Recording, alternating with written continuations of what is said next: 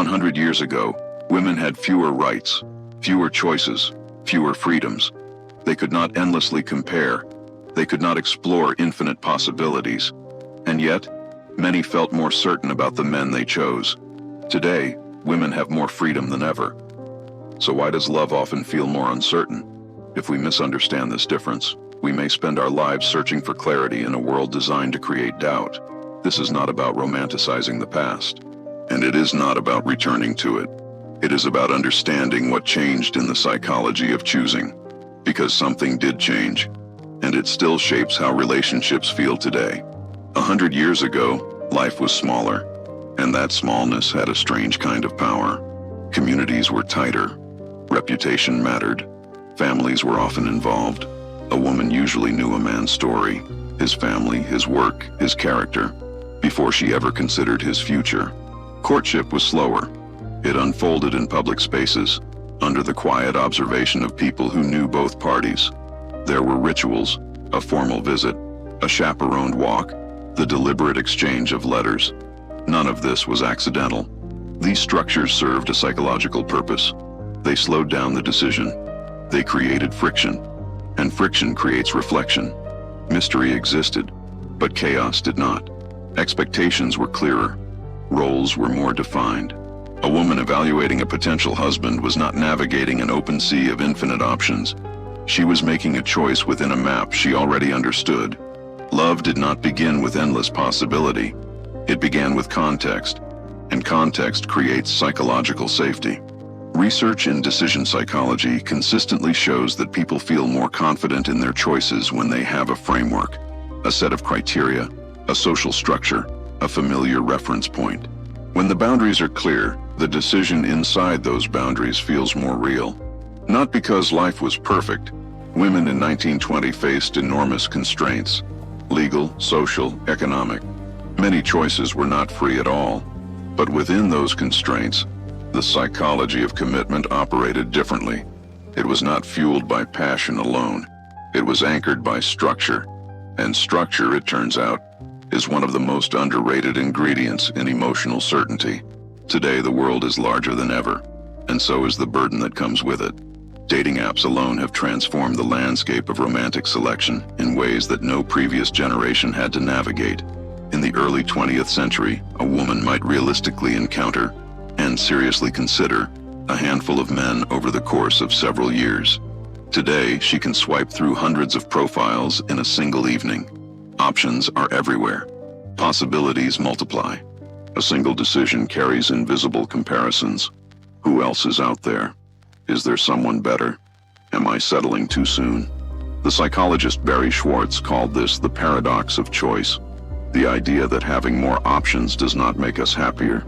It makes us more anxious, more second-guessing, more prone to regret, because every choice you make is also a rejection of everything you didn't choose.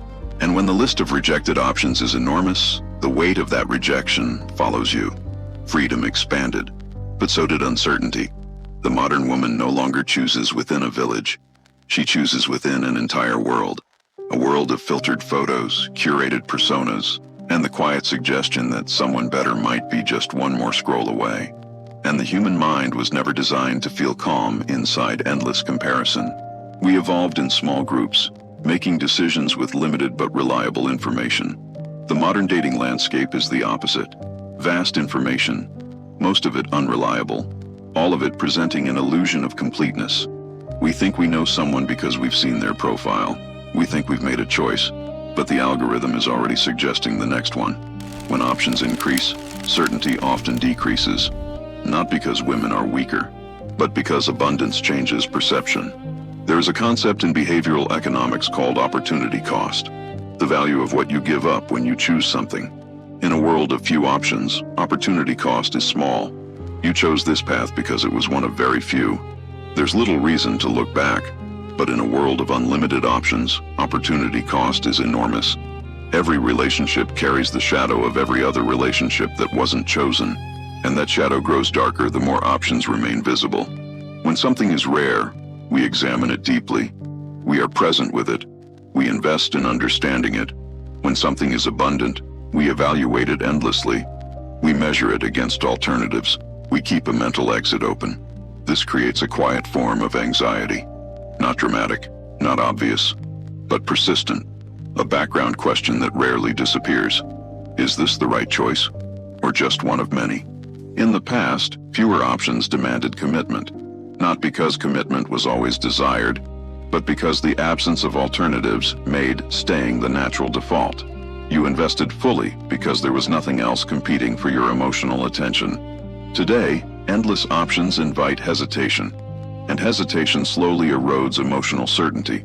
It's not dramatic doubt, it's a slow erosion, like water wearing down stone. Day by day, the question returns, and over time, the foundation weakens. Psychologists call this maximizing behavior, the tendency to search for the absolute best option rather than a good enough one. Maximizers tend to make objectively better choices, but feel worse about them. They experience more regret, more anxiety, more comparison, more dissatisfaction. The person who had fewer choices but committed fully often reported a deeper sense of meaning, not because their life was easier, but because their investment was undivided. It was never about women being happier then, and it is not about women being confused today. It is about structure, and what happens to the mind when structure disappears. Structure reduces psychological noise. It narrows the field of comparison. It provides reference points. It tells you not just what you chose, but why the choice was reasonable. Modern freedom removed many of those structures. The family no longer selects. The community no longer vouches. Reputation no longer travels through shared social networks. Two people can meet in complete anonymity, with no shared context, no mutual witnesses, no external accountability. That is, in many ways, liberating, especially for those who would have been trapped by those same structures. But freedom from structure did not come with a replacement. Society dismantled the old frameworks without offering new ones, and so the burden shifted entirely to the individual. Instead of society narrowing choices, the individual must now create her own certainty, her own values, her own criteria, her own sense of when something is real and when it is just comfortable, and that can be exhausting.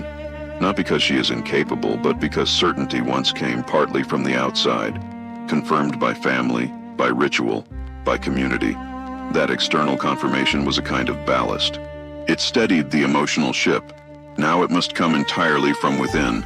And building internal certainty, true, lasting, unshakable certainty, requires a level of self-knowledge that no one teaches and no app can provide. The question is not whether women chose better in the past. The real question is, what allowed them to feel more certain about their choices? Perhaps it was not simply fewer options. Perhaps it was fewer illusions. In a world where you knew the person before you fell for them, where courtship unfolded slowly, in real life, with real stakes, there was less room for fantasy. What you saw was closer to what you got.